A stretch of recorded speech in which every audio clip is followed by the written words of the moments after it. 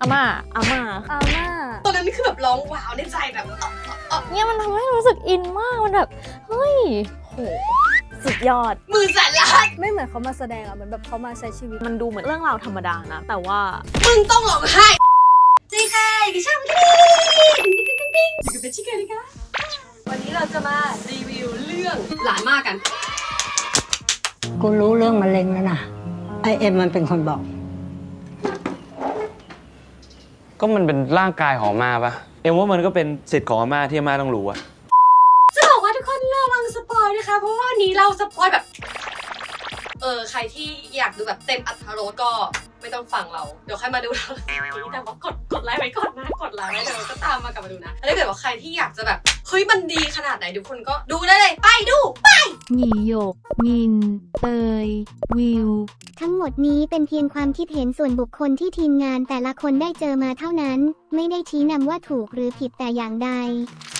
บทในเรื่องหลานมากเอาแบบในฐานะคนดูกันเลยนะยังไม่ต้องฐานะฟิล์มเมกเกอร์นะเฮ้ยคือมันดีมากรู้สึกว่ามันเข้าถึงง่ายนะเรื่องมันกลมไปหมดแบบมันกลมแบบกลมเป็นบอลกิ้งไหลลงแม่น้ำไปเลยแบบกลมมากเป็นเรื่องที่ครอบครัวคนจีนอ่ะจะต้องรีเลทอ่ะมันจะต้องรู้สึกได้ว่าฉันก็เป็นแบบนี้หรือเปล่ามันจะต้องมีสักโมเมนต์หนึ่งที่เราเข้าใจนะแต่รู้สึกว่าต่อให้ไม่ใช่ครอบครัวคนจีนอ่ะรู้สึกว่าเข้าถึงง่ายเหมือนกันนะมันไม่ใช่แค่เรื่องของครอบครัวจีนแต่หมายถึงเรื่องครอบครัวเลยอ่ะมันคือคำแบบ family ครอบครัวแบบปู่ย่าตายายลุงป้าน้าอาพ่อแม่ลูกหลานอะไรเงี้ยมันครอบคลุมตรงนั้นได้หมดแล้วอะไรเงี้ยรู้สึกว่าเป็นเรื่องที่ทุกคนสามารถไปดูกันได้โดยที่ไม่รู้สึกติดอะไรอ่ะมันเข้าถึงง่ายแบบง่ายเกินไปเพราะมันง่ายมากอ่ะบทมันขยี้หลายรอบจนแบบมึงต้องร้องไห้สักตอนหนึ่งอย่างนั้นเลยอารมณ์แบบต้องมีสักเม็ดหนึ่งที่แบบคือคนเขียนบทกับผู้กำกับเนี่ยคุณพี่พัฒน์เนี่ยต้องแบบกะแบบมันต้องมีสักนิดนึงที่แบบร้องแน่ๆร้องแน่ๆอะไรเงี้ยขยี้มาตลอดรายละเอียดที่เขาบอกตั้งแต่ต้นจนจบอ่ะคือเขาเก็บทุกเม็ดเลยมันดีมากสัญญาก็เยอะมากสัญญาที่ดูง่ายแล้วมันมีตลอดทั้งเรื่องทุกคนถ้าได้ดูอีกรอบนึงน่าจะเก็บรายละเอียดได้มากกว่านี้อะไรเงี้ย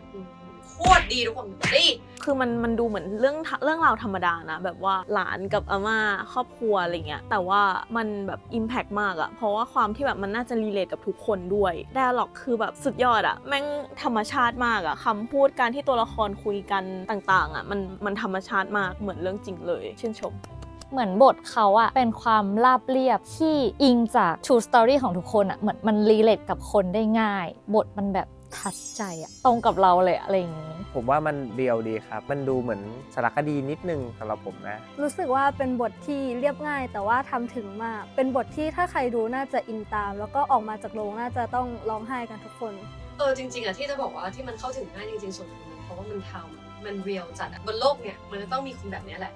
ซึ่งมันมีจริงๆอะเลยรู้สึกว่ามันไม่ได้ like too fake or too real แต่แบบ this is like ก็จริงอะมันจริงอะสัญญาในเรื่องจริงๆอะน่าจะมีคนพูดอยู่แล้วแหละมันเป็นเรื่องสัญญาของต้นทับทิมคือเหมือนกับว่าต้นนั้นเป็นต้นที่อาม่าไม่ให้ใครแตะเลยรักมากห่วงมากเหมือนลูกชายคนเล็กอะก็คือแบบไม่จับไม่กินเป็นทับทิมที่เหมือนถูกครอบด้วยถุงพลาสติกอึเอาไว้ครอบแบบอย่างดีอะซึ่งจริงๆแล้วความภูมิหลังอะมันก็คือต้นเนี้ยเกิดมาพร้อมกับเอ็มหรือบิลกินแต่กลายเป็นต้นเนี้ยคือ like represent บิลกินอะที่แบบว่าฉันรักและห่วงแหนนะแต่โดยที่แบบไม่ได้แสดงออกมาแล้วถึงเวลาที่มันออกผลออกมาก็ให้แค่เอ็มหรือบิลกินกินคนเดียวเขาก็จะไม่ได้มานั่งบอกว่ากี่เดือนผ่านไปอะไรยังไงเท่าไหร่แล้วบ้างแต่แสดงอาการของดอกไม้หรือผลอะไรต่างๆเนี่ยเป็นอาการของอาม่าว่าเป็นยังไงตอนบานหรือตอนร่วงหรือตอนที่แบบเริ่มเหี่ยวแล้วก็ตอนที่ตกลงมาแสดงว่าแบบอาการของอาม่าเป็นยังไงแล้วบ้างอะไรเงี้ยรู้สึกว่าเป็นอะไรที่มัน simple เป็นสัญญาที่ฉลาดแต่รู้สึกว่าคนเข้าใจง่ายแบบรู้เลยว่าหมายถึงอะไรอะไรเงี้ยตัวละครที่ชอบคิดว่าทุกคนน่าจะตอบว่าอาม่าซึ่งมันก็จริงทุกคนคือเขาแสดงดีมากต้องบอกไว้ก่อนว่าอาม่าเป็นนักแสดงภาพยนตร์ครั้งแรกแล้วแสดงมันดีมากแล้วแบบทุกคนอินคือไม่เชื่อเลยว่าเพิ่งแสดงครั้งแรกอะเป็นอาม่าที่แบบอาม่าจริงๆอะทำให้นึกถึงยายของตัวเองด้วยมันจะมีความแบบตลกแบบคนแก่มันดีมากๆมากๆเลยไม่เหมือนเขามาแสดงอะเหมือนแบบเขามาใช้ชีวิตก็เลยรู้สึกว่าเขาเก่งมากแล้วก็ทำให้แบบทุกคนเชื่อว่าแบบเขาเป็นอาม่าของแบบทุกคนจริงๆผมชอบตัวละครมุ้ยครับผมว่ามันมีหลายมิติดีก็คือตัวละครนี้มันอาจจะไม่ได้แบบดีจนเกินไปหรือว่ามืดจนเกินไปมันเป็นตัวละครเทาๆที่แบบทำเพื่อผลประโยชน์ตัวเองแล้วก็หาเงินแล้วก็อยู่ตรงกลางๆครับ แล้วก็ขอพูดอีกตัวละครหนึ่งก็คือบิลกินละกันอันเนี้ยก็เป็นหนังเรื่องแรกของบิลกินเหมือนกันก็รู้สึกว่าเฮ้ยเขาทำถึงมากเขาดูเป็นเอ็มจริงๆดูเป็นหลานที่แบบธรรมชาติมากจริงๆอะไรเงี้ย ถ้าเราจะเจอคนแบบนี้แล้วเราชอบอะตัวละครที่ชอบคือคุณแม่ของบิลกินซึ่งคุณแม่บิลกินอะเป็นคนที่แบบดูตั้งแต่แรกก็รู้เลยว่าเขาไม่ได้มาหวังผลอะไรจากอาม่าเลยเขาแค่รักแม่เขาจริงๆอะที่พยายามจะย้ายแบบกะงานของเขาเองเพื่อมากลางคืนแล้วมาดูแลอาม่าตอนเช้าแทบไม่ได้นอนเลยทุกคนว่าเวลาไหนหลับอะไรเงี้ยเขาก็แบบยอมอะเพื่อแบบที่จะมาดูแลแม่ของเขาอะไรเงี้ย โปรดักชันดีไซน์ โหสุดยอดคือทุกอย่างมันธรรมชาติอะพูดคำนี้แล้วแต่มันจริงมากๆคือคนแก่อยู่คนเดียวอะมันคือบ้านที่แบบรกๆใช่ปะมียาจีนมีชามีอะไรต่างๆความจุกจิกของคนแก่อะที่จะชอบแบบบ้าเก็บอะเหมือนยายเราเลยเหมือนมากๆ มาสัญญาเรื่องสีก่อนสีทั้งหมดมันจะมีทั้งหมดประมาณ3 สีสีจะว่าใช้3สีหลักคือ1สีเขียว2สีแดง3สีน้ำเงิน3สีนี้คือสีแบบทั้งเรื่องโดยรวมแล้วก็จะอาจจะมีสีม่วงสีเหลืองแซมๆกันอะไรเงี้ยแต่ทับสีหลักนี่อันนี้จากที่ตีความนะไม่รู้ว่าแบบพุ่มกับหรือทีมงานยังไงนะรู้สึกว่าอาม่าเปรียบเสมือนสีเขียวส่วนความเป็นลูกอ่ะจะเป็นสีฟ้าหรือสีน้ำเงินส่วนความหลานจะเป็นสีแดงที่อันนี้คือที่เป็นตีความนะซึ่งสีที่มันจะใช้เลพิเศษก็คือทั้งบ้านเลยทุกคนแล้วจะมีโถงบ้านมันจะมีแบบตรงเนี้ยขอบบ้านอะเป็นสีฟ้ากูนับถือเจ้าแม่กวนอิมนะกูไม่กินเนื้อ เปรียบเสมือนว่าแบบความรักด่านแรกที่ฉันจะให้คือลูกความรักให้ลูกอะไรเงี้ยแล้วตรงที่แบบบันไดอะเป็นสีแดงความรักแบบเหมือนให้หลานค่อยๆไต่ขึ้นไปเนอะปะก็คือเอ็มอาจจะต้องใช้ความพยายามในการขึ้นไปเพื่อพิชิตใจอาม่าที่บิลกินนอนอะในมุ้งอะมันเป็นของสีแดงหมดเลยเว้ย พัดลมสีแดงโมนสีแดงอะไรตรงนั้นอารมณ์มันเป็นสีแดงหมดเลย คือแบบอารมณ์แบบเป็นที่ของหลานนะแต่ในขณะเดียวกันมันจะเป็นซีนที่อาม่าเข้ามานอนในมุ้งอะมุ้งสีฟ้าเว้ยแล้วนอนด้วยกันอารมณ์แบบกลายเป็นแบบความรักที่แบบเทียบให้เข้ากับลูก กูเจอเสียมึงนะ หลอกด่าอะไรเอ็มวะเนี่ย กูบอกว่าขอบใจ มึงเป็นคนจีนภาษาอะไรวะ ทำไมมันดีจังวะ เฮ้ยเขาแบบตั้งใจทำอาร์ตจริงๆอ่ะตั้งใจทำโปรดักชันดีไซน์จริงๆให้มันยิ่งอินไปอีกว่าแบบเฮ้ยเนี่ยคนไทยเชื้อสายจีนที่อยู่ในไทยอย่างเงี้ยมันเป็นอย่างนี้เลยอ่ะสัญญาเยอะแบบเยอะมากอ่ะต้องไปดูกันจริงๆ คอสตูม ตอนเนื่องจากตะกี้ก็จะบอกว่าจริงๆอ่ะบิลกินอ่ะในช่วงแรกใส่สีเทาที่แบบความแบบหวังผลประโยชน์อะไรเงี้ยจะใส่สีเทาไป แล้วก็หลังๆมามันก็จะเริ่มกลายเป็นแบบว่ามีสีอื่นเข้ามาเพิ่มเป็นสีแดงบ้างสีน้ำเงินบ้างมันจะมีช่วงสีปนๆกันอะไรเงี้ยแล้วก็จะมีช่วงที่แบบอาม่าเขาเริ่มแบบให้ใจกับบิลกินอ่ะให้ใจกับเอ็มอ่ะเขาจะเริ่มใส่เป็นเสื้อไม่รู้ว่าเขาตรงไปหามาได้ยังไงแต่มันเป็นแบบว่าสีแดงปนน้ำเงินปนเหลืองอะไรเงี้ยแล้วแบบแดงมันเยอะกว่ามันเราว่าจริงๆแล้วคือแบบในหัวเขามันมีแต่เรื่องหลานแล้วอะมันไม่ใช่ลูกเขาอะเป็นหลานอะอะไรอย่างเงี้ยแล้วบิลกินก็คือตอนนั้นใส่เป็นสีฟ้ามันน่าจะเป็นซีนที่บอกว่าเล่นไพ่แล้วสนุกเลยอะไรประมาณเนี้ยไปดูมันมีในเทรลเลอร์ มึงมาอยู่นี่ก็ดีเนาะ สนุกดี แล้วบิลกินก็ใส่เป็นแบบสีน้ำเงินแบบความรักเท่าลูกแต่ในหัวเขาเหมือนเป็นหลาน ดูนะกูไม่ได้คนไม่ดูนะนั่นแหละ รู้สึกว่ามันดีมากตอนเริ่มอะบิลกินใส่สีเทาใช่ปะตอนจบที่อาม่านั่นแหละทุกคนแล้วแบบบิลกินอะใส่สีเขียวเว้ยตอนนั้นนี่คือแบบร้องว้าวในใจแบบ คือชุดแบบชุดของอาม่าคือชุดเหมือนที่ยายใส่เลยอ่ะแม่งแบบดีมาก คอสตูมก็ชอบเพราะรู้สึกว่ามันจริงเหมือนกัน มันเป็นคอสตูมที่เหมือนแบบเราเจอได้ในแบบชีวิตจริงของทุกครอบครัวอย่างแบบเอ็มอะไรเงี้ยก็แต่งตัวดูเป็นแบบเด็กผู้ชายบ้านๆธรรมดามากส่วนอาม่าก็แบบถ้าเกิดใส่คอบัวเสื้อแขนยาวอะไรเงี้ยก็คือแบบเป็นวันที่แต่งตัวสวยรอลูกหลานมาหาอะไรเงี้ยหรือว่าถ้าวันที่อยู่บ้านไม่ได้ทำอะไรก็ใส่เสื้อคอกระเช้าอะไรเงี้ยคือมันแบบเหมือนจริงมากก็เลยชอบมากคอสตูมทำถึง เพลงที่ชอบ ๆ ก็ต้องเป็นเพลง OST ปะ ชอบเพลงของบิลกิน มันมีเพลงเดียวปะ ใช่ แน่นอนอยู่แล้วต้องสวยงามเสมอ เธอจะเป็นความสวยงามของฉันเสมอ ดีค่ะบิลกินร้องดีเสมอต้นเสมอปลายร้องดีไปแล้วรู้สึกว่าเป็นช้อยซี่ดีมากๆที่เลือกแล้วก็แอบไปดู MV มาบอกว่าดีมากแบบคือแบบเป็นแบบไม่กี่ช็อตเล่าเรื่องได้แบบทั้งหมดเลยอะดีมากอะ จริงๆ transition ที่จำได้อันเดียวเลยก็คือที่เป็นเสียงของอากงที่ตืดตูน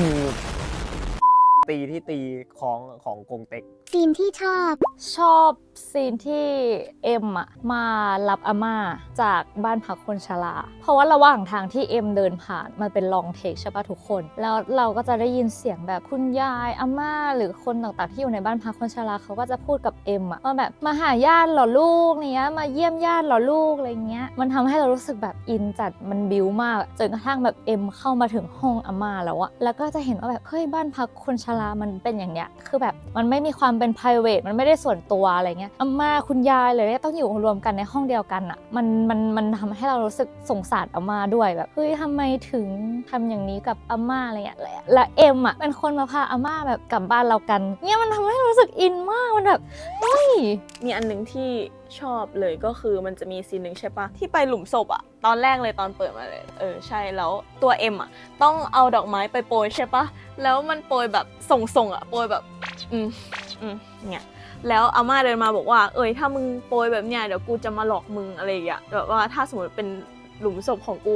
จะมาหลอกมึงอะไรแบบเนี้ยแล้วไอ้ตอนจบอะเอ็มมันก็ยังคงโปรยแบบนั้นเพราะว่าคิดว่าน่าจะอยากให้อาม่ามาหลอกใช่หรือเปล่าอยากให้อาม่ามาหาอะไรเงี้ยเพราะอาม่าเคยพูดไว้ซึ่งแบบดีมากอะแม่งดีเทลมากแล้วก็มีอันนึงพวกนี้ด้วยได้ไหมแบบว่าซีนที่อาม่าเจ็บปวดอะตอนที่กลับมารักษาตัวที่บ้านแล้วแบบเขาเจ็บมากๆแล้วแบบคำพูดของเขาคือแบบแม่งทรมานมากอะคือที่อาม่าพูดว่าทรมานเหลือเกินอะแบบแม่งแบบร้องไห้แบบน้ำตาแตกแบบเป็นทานเป็นน้ำเป็นแม่น้ำเลยคือแบบมันจริงมากมันเหมือนยายเรามากคือยายเราเป็นแบบอาม่าเลยแล้วก็ตอนที่เขาเจ็บมากๆเขาจะพูดว่าแบบทรมานเหลือเกินแบบอยากตายแล้วอะไรเงี้ยมันเป็นซีนที่แบบเหมือนเรื่องจริงมากๆชอบมากๆเลยค่ะทำถึงโคตรถึง รู้สึกว่าที่ตึงใจอยู่ถึงตอนนี้แล้วแบบมันแบบสงสารมากๆรู้สึกแบบทัชใจมากๆคือตอนที่อาม่าร้องไห้เพราะว่าเอ็มอ่ะเขาน้อยใจที่อาม่ายกบ้านให้กับสวยคือลูกชายคนรองที่แบงติดหนี้ติดพนันเท่าไหร่ไม่รู้แล้วเอ็มน้อยใจอาม่าก็เสียใจอ่ะซึ่งจริงๆเรารู้อยู่แล้วว่าอาม่าก็รักแหละแต่เขาแล้วก็เชื่อว่าจริงๆเขาซ่อนอะไรไว้ในตอนนั้นนะรู้ว่าแบบจริงๆเขาน่าจะทำอะไรไว้ให้แหละแต่แค่ยังไม่ได้บอกยังไม่อยากบอกอะไรเงี้ยเพราะว่าถ้าบอกไปเดี๋ยวมันจะแบบรั่วอะไรเงี้ยเก็บความลับอาจจะไม่อยู่เงี้ยอย่างเช่นเรื่องที่แบบมาบอกเหมือนทุกคนไม่ให้บอกอาม่าเรื่องว่าอาม่าเป็นมะเร็งเนี่ยเอ็มก็บอกคือบิวกินก็บอกอะไรเงี้ยอาม่าอาจจะคิดว่าแบบเอ็มอาจจะเรื่องนี้ไปที่แบบชอบซีนฝากเงินตอนต้นเรื่องอะไรเงี้ยที่เห็นอาม่าเดินไปฝากเงินตั้งแต่ต้นเรื่องใช่ไหมแล้วก็เหมือนเถียงกับเอ็มก็บอกว่าแบบจะไปฝากทำไมมันแบบใช้แอปเอาได้อะไรเงี้ยแต่อาม่าก็บอกว่าแบบกูเดินของกูมาทุกเดือนอะไรอย่างงี้คือแบบถ้าดูแค่ตอนนั้นก็รู้สึกว่าเป็นซีนที่แบบม่าหลานเถียงกันน่ารักดีอะไรเงี้ยแต่ว่าประทับใจตอนเฉลยมากที่แบบสุดท้ายแล้วแบบไอ้เงินในบัญชีนั้นอะอาม่าฝากให้เอ็มทั้งหมดเลยเปิดบัญชีไว้ให้เอ็มตั้งแต่เด็กๆแล้วก็ไปฝากให้เอ็มทุกเดือนอะมันจะมีฉากในอดีตอะที่แบบเอ็มตอนเด็กพูดกับอาม่าว่าแบบอาม่าแบบฝากเงินให้เอ็มไปจนตายเลยได้ไหมอะไรเงี้ยแบบเอ็มมันก็อาจจะพูดด้วยความเป็นเด็กอะไรเงี้ยแต่ว่าแบบอาม่าทำให้จริงๆก็เลยแบบรู้สึกแบบชอบฉากนี้มากประทับใจแล้วก็แบบยิ่งชอบขึ้นไปอีกเพราะว่าแบบตอนที่เอ็มรู้ว่าแบบอาม่าฝากเงินให้เอ็มอะมันจะมีซีนที่เชื่อมกันก็คืออาม่าเคยพูดว่าแบบตอนตายไปอยากมีบ้านสวยๆอยากมีฮวงซุยใหญ่ๆอะไรเงี้ยแบบเวลาคนอื่นมองมาจะได้รู้สึกว่าลูกหลานกตัญญูแล้วพอเอ็มมันรู้ว่าแบบเงินที่อาม่าฝากให้มันอะมันก็เลยถอนทั้งหมดนั้นอะแบบไปซื้อบ้านให้อาม่าคือแบบเป็นซื้อฮวงซุยที่สวยที่สุดตรงนั้นให้อาม่าก็เลยแบบยิ่งชอบฉากนี้มากๆประทับใจคะแนนโดยรวมไม่ค่อยได้ดูหนังฟีลกู๊ดแบบนี้มานานแล้วก็รู้สึกว่ามันก็เติมเต็มนะผมให้สัก8ละกันเต็ม10เต็ม10ไปเลยค่ะคือมันดีมากๆอะทุกคนไม่ได้ดูหนังดีๆแบบนี้มานานมากๆแล้วอะแล้วแบบมันรีเลทด้วยแหละคือร้องไห้ตั้งแต่ต้นเรื่องจนท้ายเรื่องออกมาคือเจ็บตาไปหมดเลยแบบมันดีมากจริงๆเอาไปเลย10คะแนนค่ะ GDH 10 เต็ม 10 100 เต็ม 100เยี่ยมคะแนนโดยรวม10 เต็ม 10เลยเพราะชอบมากคิดว่าอันนี้เป็นความคิดเห็นส่วนตัวนะที่เราให้10 เต็ม 10เพราะเราชอบมากจริงแต่ว่ารู้สึกว่าถ้าทุกคนไปดูก็คงจะให้คะแนนสูงเหมือนกัน100 พันหมื่นแสนล้านเต็ม10ค่ะจริงๆจะบอกว่าเราเป็นคนที่ให้คะแนนยากมากทุกคนแต่ว่าเรื่องนี้เอาไปเลยทุกคนอย่าลืมไปดูนะคะเรื่องนี้แบบมันคู่ควรที่จะดูจริงๆไปดูเถอะคิดถึงยายมากอะช่วงนี้มากให้เอ็มเกาะกินไปก่อนแล้วมาหายแล้วเอ็มค่อยไปแล้วกันโอเคก็หมดไปแล้วนะคะกับการรีวิวและพูดวิเคราะห์ต่างๆนะในเรื่องของหลานมานะก็ยังไงถ้าเกิดว่าอยากให้โอเคทำอะไรก็คอมเมนต์นะคะนะติ๊งแล้วก็อย่าลืมกดแชร์กดไลค์กด Subscribe กดกระดิ่งให้พวกเราด้วยนะคะติ๊งบ๊ายบายบ๊ายบาย